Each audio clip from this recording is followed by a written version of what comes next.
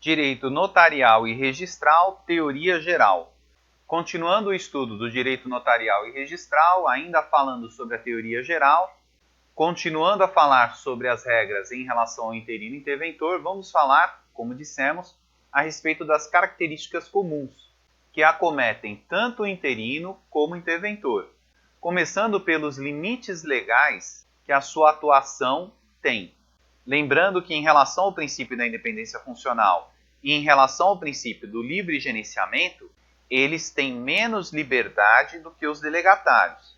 E nós estudamos isso detidamente quando falamos a respeito do princípio do livre gerenciamento, que você poderá assistir clicando no link acima, ou mesmo em relação ao princípio da independência funcional, quando falamos a respeito dos delegatários relacionados aos seus princípios, que você poderá acessar também no link acima.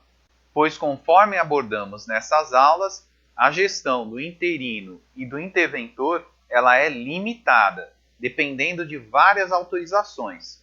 Outra questão interessante é que quando o interino e o interventor assumem, quem assume a serventia é o Estado.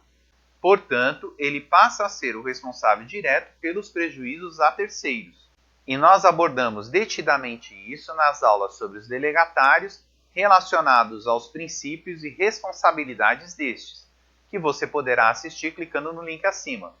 Outra questão importante é que tanto o interventor como o interino têm remuneração limitada ao teto do funcionalismo público, conforme apontado nas aulas em que falamos dos delegatários e seus princípios, que você poderá acessar clicando no link acima.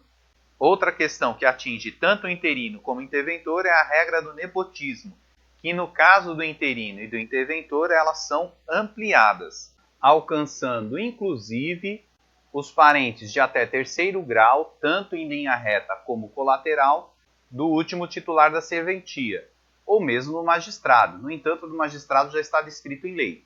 E embora isso exista em várias normativas estaduais, agora o CNJ deixa isso explícito no provimento 77, no artigo 2º, parágrafo 2º, quando fala que a designação do substituto para responder interinamente pelo expediente não poderá recair sobre cônjuge, companheiro ou parente em linha reta, colateral ou por afinidade até o terceiro grau do antigo delegatário ou do magistrado do tribunal local. Lembrando, é claro, das regras em relação ao nepotismo, quanto a substitutos, empregos dentro da serventia, que não pode, por exemplo, empregar pessoas que tenham relação de filiação com desembargadores ou com juízes corregedores e assim por diante. Outra questão importante que se relaciona a todos esses assuntos que acabamos de falar é a questão da função do interino e do interventor, que está regulada no artigo 3º da Resolução 80 do CNJ, que diz que fica preservada a situação dos atuais responsáveis pelas unidades declaradas vagas nesta resolução, que permanecerão respondendo pelas unidades dos serviços vagos, precária e interinamente, e sempre em confiança do poder público delegante, até a assunção da respectiva unidade pelo novo delegado, que tenha sido aprovado no concurso público de provas e títulos, promovido na forma da disposição constitucional que rege a matéria. Portanto, a função do interino ou do interventor é uma função de confiança, tanto do corregedor ou mesmo do juiz corregedor. Ela é provisória até que o concursado assuma e ela é precária, portanto, ele pode perdê-la a qualquer momento.